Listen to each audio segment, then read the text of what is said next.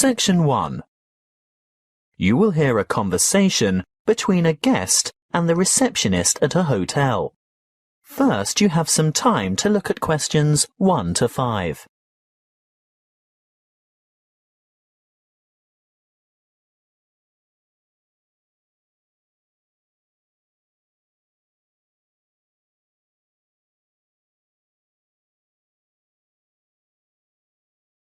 Now we shall begin. You should answer the questions as you listen, because you will not hear the recording a second time. Listen carefully and answer questions 1 to 5. Good afternoon. My name is Kelvin Jones. I booked by internet yesterday. Good afternoon, Mr. Jones. Welcome to the Armitage Hotel. Can you spell your first name for me, please? Certainly. K-E-L-V-I-N. Thank you. Do you have your booking number? Or perhaps you printed out your confirmation? Yes, of course. I don't have the printout, but I did remember to note down the number. It's OOL-238-1420. Thanks. OOL-238-1420. Oh, I see you've stayed with us before. Yes, on several occasions. And do you still have the same vehicle registration number? HQW5919?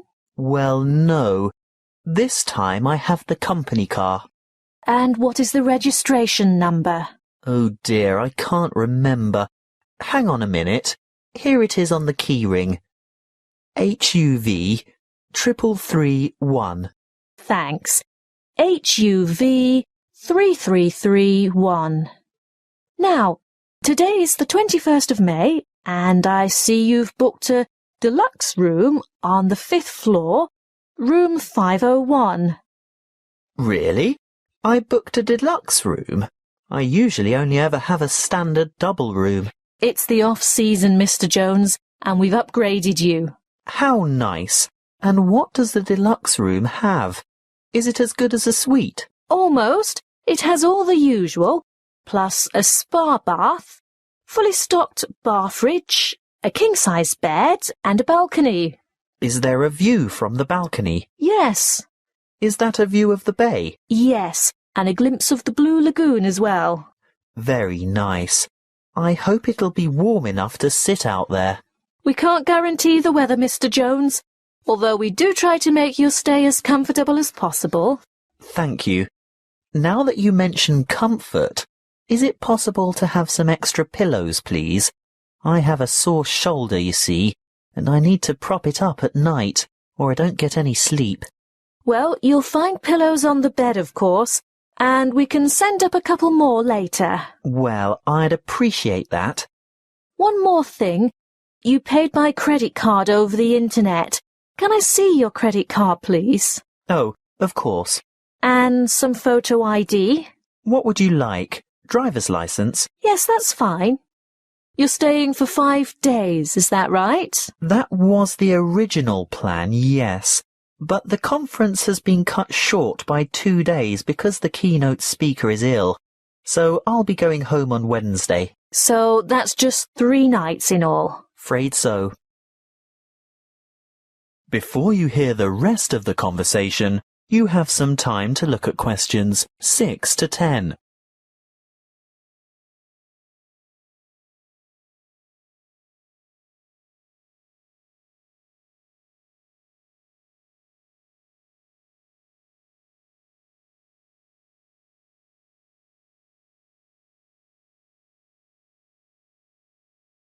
Now listen and answer questions 6 to 10. Is there anything else I can help you with? Actually, there is. The conference is in a building called Chancery Chambers, but I don't have any idea how to get there. Oh, that's the funny-shaped building on the corner of King and Richard Streets. It's quite straightforward, really, and only a few minutes' walk. Look, I'll show you on this map. Good. A map. I like to follow a map if possible. Right, well, Step out the front entrance of the hotel and you're on Hobb Street. Head south on Hobb Street towards Gorse Lane and take the second on the left onto Vickers Street West. Go all the way down the hill past the Mexican Cafe on your left, the Rebel Hostel on your right, and the big church on the corner of Allen Street. Oh, I think I know the one. It has a huge steeple. Yes, you're right. When you get to the bottom of the hill, you'll have to cross over the main street. What's the name of the main street? Mill Street. Mill Street. Ah, yes, there it is. Cross the main street and continue on to Vickers Street East. There's a big bank next to a bookshop on the corner. Go up the hill towards the entrance to the park. I've heard it's very beautiful. Oh, yes. Well worth a look when you've got some free time. Anyway, don't go in the park. Turn left into Kitchen Street. You'll walk past Bowen's Bistro. Actually, probably the best place to get a good lunch at a reasonable price. After Bowen's, take the second left into Baker's Lane. It's a very short street. Then take the first on your left onto King Street, and you should see the Art Deco Chancery Chambers building a bit further along on the corner of Richard Street. Oh, thank you for that. I'm most grateful. That is the end of section 1. You now have half a minute to check your answers.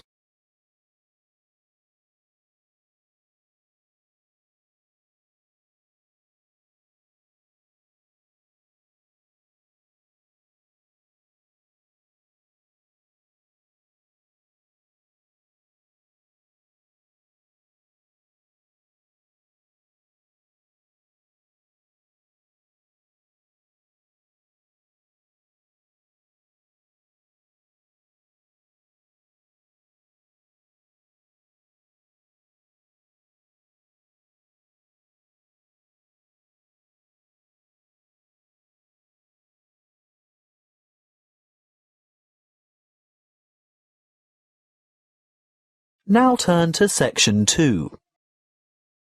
Section 2. You will hear a recorded message by an employee of an investment society giving information about savings and investment options. First, you have some time to look at questions 11 to 13.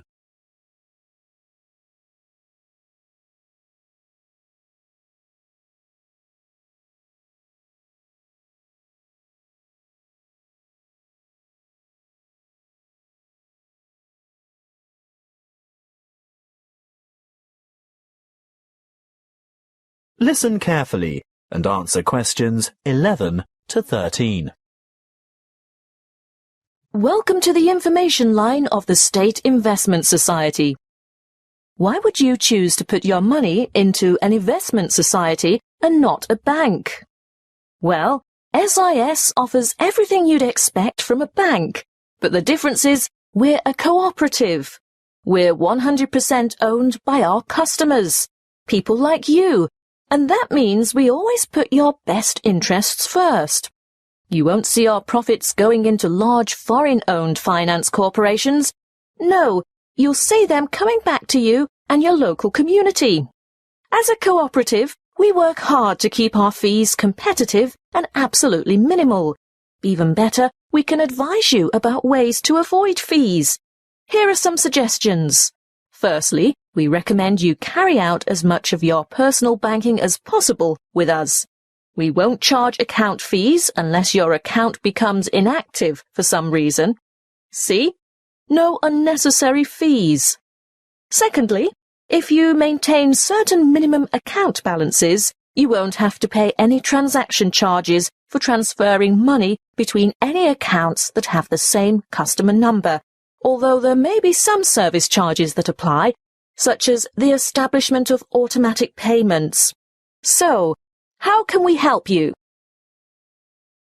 Before you hear the rest of the talk, you have some time to look at questions 14 to 20.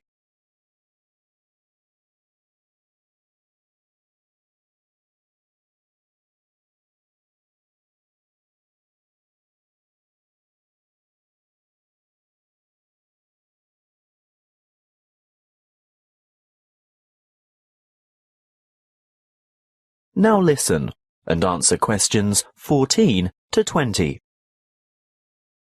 Let's look first at savings options. We can give you 3 options. Our internet account earns you interest from your very first dollar deposited. You don't have to maintain a minimum balance, and you earn a good interest rate from the start. Interest calculated daily and paid into your account monthly. You always have immediate access to your money by using the internet, text or telephone banking. What's more, there are no account or transaction fees. With our Stairs Savers scheme, the more you save, the higher interest you earn. Again, there's no minimum balance, but as your balance grows, you'll earn higher interest rates. There are 3 interest tiers or steps, plus bonus interest. Interest is calculated daily and paid monthly. Now, what about access to your money? You are free to make as many withdrawals as you like, but if you restrict them to 1 a month and your balance increases over that month, then you'll earn that bonus interest. With our simple saver scheme, access is available anytime and we don't impose penalties for withdrawals. This scheme has 1 interest rate, no minimum balance, and interest is calculated daily and paid annually at the end of the financial year, the 30th of June. So, you can see that savings accounts are ideal if you're starting from scratch. Do you know you can open a savings account with as little as $10? They're usually the best choice for short-term financial goals. For the longer term, we recommend some kind of investment account. Let's take a look at our investment options. Starting with the safest, the most secure, low-risk option is a basic term deposit, starting with a minimum deposit of $1,000. Interest is calculated daily, but you can choose whether to have it paid out monthly, quarterly, or at maturity. What we recommend if you really want to see money grow is having interest compounded quarterly. You'll only get access to your funds when your term deposit matures, so be sure to think carefully about the amount of time before you lock it away. It could be anything from 6 months to 5 years. Bonds are generally a longer commitment, but they may bring better rewards in the future. There is a minimum deposit of $5,000 and interest is calculated daily. You may choose to have interest compounded quarterly or paid out quarterly. And, of course, you'll have access to your money when your bond reaches maturity. Looking really long-term, there is our retirement fund, which is, of course, a savings plan for retirement. There is no minimum deposit, but the good news is that you can choose to contribute a certain percentage of your income before tax is paid on it. As for interest, well, you choose a particular type of fund which has a different level of return depending on the level of risk. And access? Well, not before you turn 60 years old. As I said, it's a retirement scheme. That is the end of section 2. You now have half a minute to check your answers.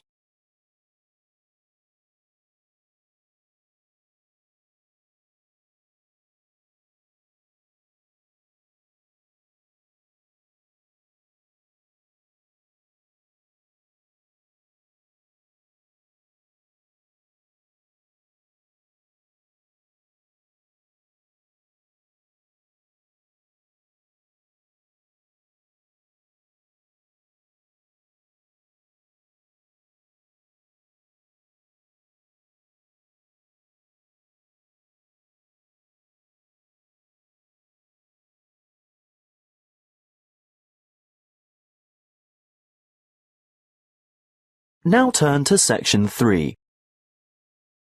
Section 3. You will hear a conversation between 2 students and their professor, who is asking them to organize a panel discussion for an upcoming conference. First, you have some time to look at questions 21 to 23.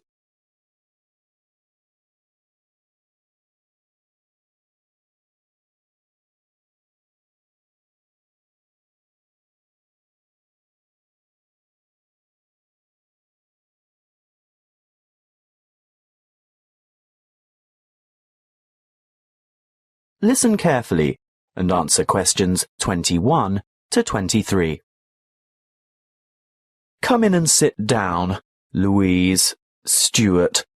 I suppose you're wondering why I've asked you both to come here today. Well, we've heard rumours. Forget the rumours. I'll get straight down to business. You know that I'm organising a conference on 17th century English literature? Yes, but, well, I've arranged for 3 keynote speakers, and I've invited 25 panellists so that we can have 5 panel discussions. And I want you two to organise one of the panel discussions. But we haven't done that before. Is it like a team presentation? No, the purpose is quite different. In a team presentation, the group presents agreed-upon views, as you have both done at the end of a group project. Yes. Well, in a panel discussion, the purpose is to put forward different views. We want to expose the audience to several different viewpoints at the same session. It can help the audience evaluate their own positions regarding specific issues, and if it's well conducted, it's usually more interesting than a single speaker forum.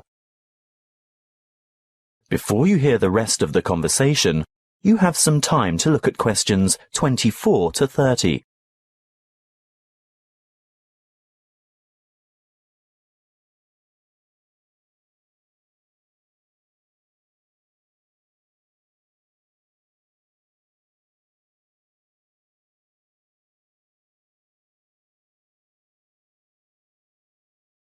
Now listen and answer questions 24 to 30. And what exactly do we have to do? Well, you'll take the role of leader or moderator and assistant. Is that like the role of chairman? Yes, that's it. Sounds daunting. Not at all. I've already done a great deal of the preparation myself. Let me run through the procedure with you. I've singled out an issue that will entail quite some conflict of opinion. I've selected panellists who are well informed and will probably have contradictory points of view. That's very important, you know. Actually, I feel a bit nervous. How many panellists will there be? Well, I've invited 5 panellists for each panel because that's probably the maximum number that an inexperienced moderator can handle. But don't worry, I always invite more than we need because you can be sure someone won't be able to make it, so you'll probably just end up with 4, which is a very manageable number. Oh, I see. And I've chosen a moderator. That's you, by the way. Ah, but Stuart will help, right? Yes, I'll get on to timekeeping and whatnot shortly. That's where an assistant is indispensable. But what procedure do we follow to conduct the panel discussion? Don't worry, I was just about to say, I've also settled on the format. What is it? There are various formats that can be followed, but I've always found this one to be very effective. Yes? Okay. Make some notes on these guidelines as I run through them, and ask me questions about anything you don't understand. We're ready? Firstly, the moderator introduces the topic and the panellists. But we don't know who the panellists are. Don't worry, I've prepared a short biographical introduction for each one of them, and I'll give you that information tomorrow. Oh, good. Next, the panellists are given a set amount of time to present their views on the topic. I'd say about 2 minutes each should be sufficient. Now, this is where Stuart's timekeeping is going to be important. You have to keep to the schedule all the way through, because the lecture room has only been booked for an hour. How do I indicate when the time is up? You stand off to one side of the panel, either with your back to the audience or hidden from the audience, but in full view of the panel and moderator. You have a digital clock or timer, and you hold up the appropriate number of fingers to give the number of minutes. When the time is up, you make a cutting gesture with your hand. Ah, but what if the panellists keep talking? Then that's your job to politely intervene and move on to the next segment, which is the discussion itself. Panellists discuss, ask questions, and react to the opinions of other panel members. This, of course, is their primary function and should occupy about 60% of the allotted time. Stuart will watch the time, right? Yes, because you'll be making brief notes. Why? Well, when the time's up, the moderator shuts down the debate and provides a summary of the discussion. Oh, and then it's over? Well, no. The secondary function of the panel is to answer questions from the audience, and that should take up the remaining 15 to 20 minutes. It's the leader's role to recognise appropriate questions and reject those not related to the subject. During the question period, you must maintain strict control, and this will most likely be the toughest part of the whole job. Oh dear. Stuart will of course help you here by ensuring that as many people as possible have a chance to ask their questions, and that no one member of the audience tries to dominate. With about 5 minutes to go, he'll announce that there's time for only a couple more questions, then announce, last question. And then it's over? Not quite. You still have to acknowledge the involvement of the panellists and invite the audience to thank them with a round of applause. Should I clap too? Yes, you should both take part in the applause. That is the end of section 3. You now have half a minute to check your answers.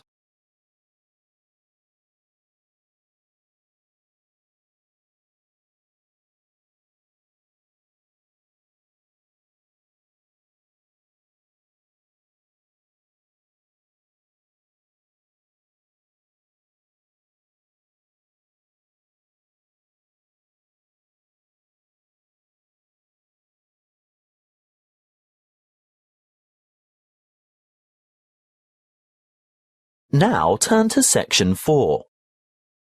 Section 4. You will hear a talk on hydroelectric power. First, you have some time to look at questions 31 to 40.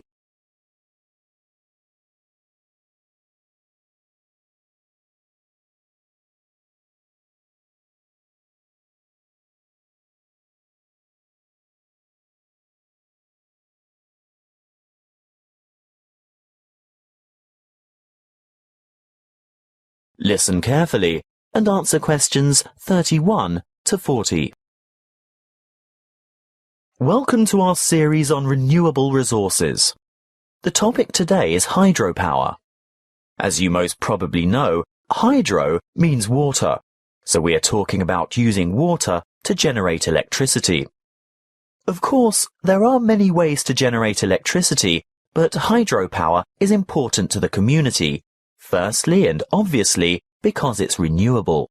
The Earth's hydrologic cycle of constant evaporation and transpiration provides a continual supply of water from rainfall and snowmelt. The second point to consider is its efficiency. Hydropower plants are able to convert approximately 90% of the energy from the falling water into electric energy, whereas many fossil-fueled plants lose more than half of the energy content of their fuel by way of waste heat and gases. For this reason, they are very efficient. Hydropower is also clean. It doesn't emit harmful gases that contribute to air pollution, acid rain, and global warming. No trucks, trains, or pipelines are needed to bring fuel to the site, and there's no noise pollution either. Furthermore, hydropower plant machinery is fairly simple and runs at slow speeds, which makes it reliable and durable. And hydropower units are flexible also. They have the ability to start quickly and adjust rapidly to changes in demand for electricity, thus enabling them to meet peak loads. But this also allows them to serve as reserve capacity and bring more stability to the power system overall. The dams that provide hydroelectric power also have other uses, such as navigation, flood damage reduction, water supply, recreation, irrigation, and low flow augmentation, but it's not the purpose of this talk to go into those details. How do the hydropower plants work? Well, a dam is built across a river, which captures water to form a reservoir and raises the water level to create head. Think of head as the vertical distance that the water falls as it passes through the dam. In other words, the difference in water level between the reservoir behind the dam and the river below. Water from the reservoir flows through an intake gate into a penstock. This is a kind of narrow channel which leads to the turbine below. The force of the water causes the turbine to rotate rapidly, which in turn drives the generator to spin and produce electricity. The electricity is carried the long distances from the powerhouse to substations on the outskirts of cities via power lines. Can you build a hydropower unit on any river? Well, no. Just having water in a river isn't enough. A good dam site must have enough stream flow as well as enough head. A fast-flowing river on the plains is probably not suitable because a dam couldn't be built high enough to provide the head needed for efficient production of electricity. On the other hand, dams in arid high country may have plenty of head but insufficient stream flow. The perfect spot for a hydropower plant is where the right combination of stream flow and head exists. What about the environment? Surely the construction of large dams has an environmental impact. Well, yes it does. Certainly dams and reservoirs are built to improve the lives of people living in towns, farming communities and cities. But there must be a balance between development and preserving the natural environment. Needless to say, the natural river environment is changed, which leads to changes in river ecology and aquatic habitat.